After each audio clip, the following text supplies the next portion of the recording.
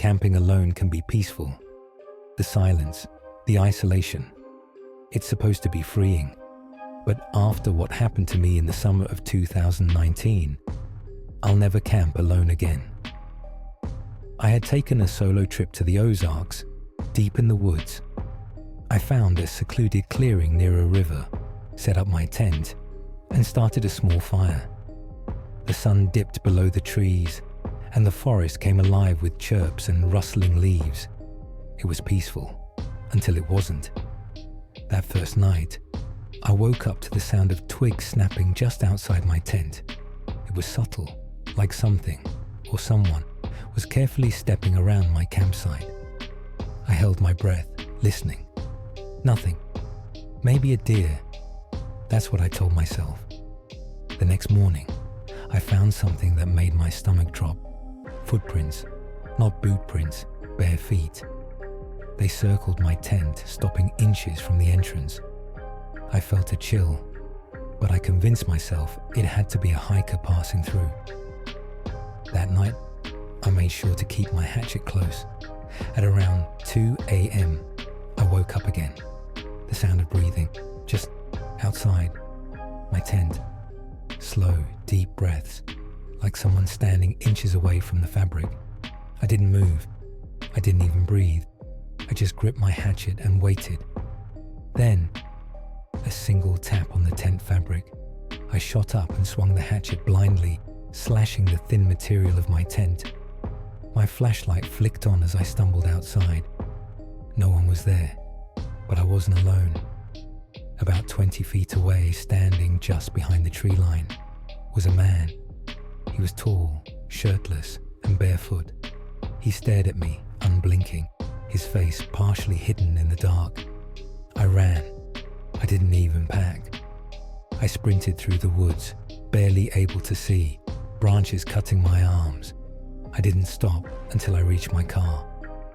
When I returned with the park rangers the next morning, my tent was slashed open, my backpack emptied. But the worst part? The man's footprints led back into the woods. But they never left. He'd been watching me the whole time.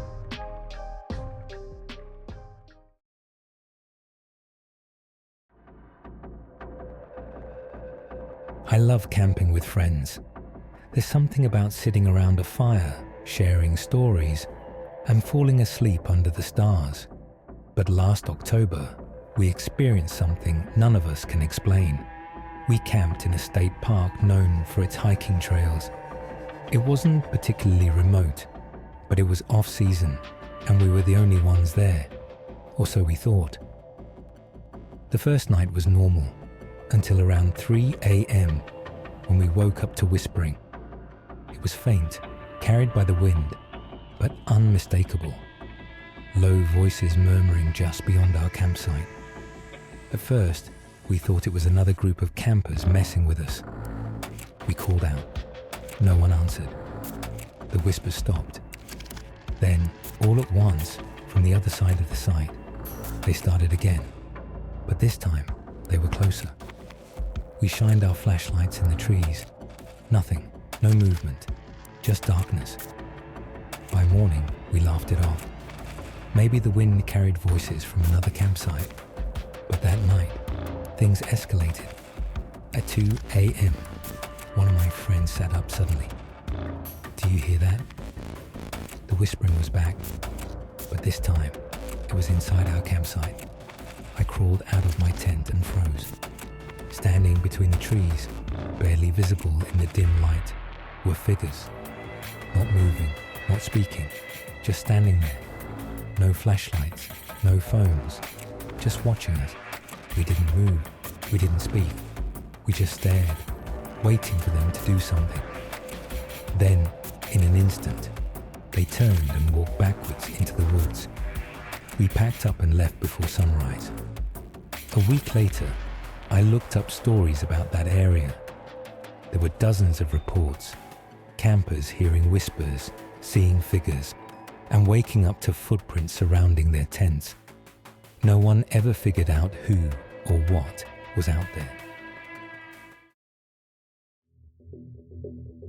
This one still bothers me. I don't know if it was a hallucination, a trick of the mind, or something else entirely. 3 friends and I went on a weekend camping trip deep in the Appalachian Mountains. We found the perfect spot right by a stream. We set up our tents, built a fire, and spent the evening telling stories.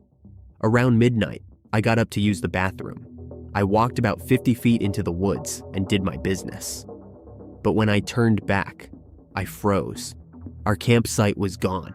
The fire, the tents, my friends, all of it. The clearing was empty. I panicked. I ran forward, expecting to hear them laughing at a prank. Nothing, just cold air and trees. Then, after what felt like hours, I saw a flicker of light through the trees. I ran toward it, breaking into the clearing. Everything was back. My friends, the fire, the tents, exactly as they were. They looked at me like I was crazy. Dude, you were gone for like 2 minutes. But I know what I experienced. It was like the world shifted, like I had stepped into some version of the woods where our campsite never existed. I haven't been back since. The woods can be beautiful, peaceful, but they can also be something else entirely. A place where things whisper in the dark, where unseen eyes watch from the shadows, where reality itself might not be as solid as we think. So the next time you go camping, just remember, you're never truly alone.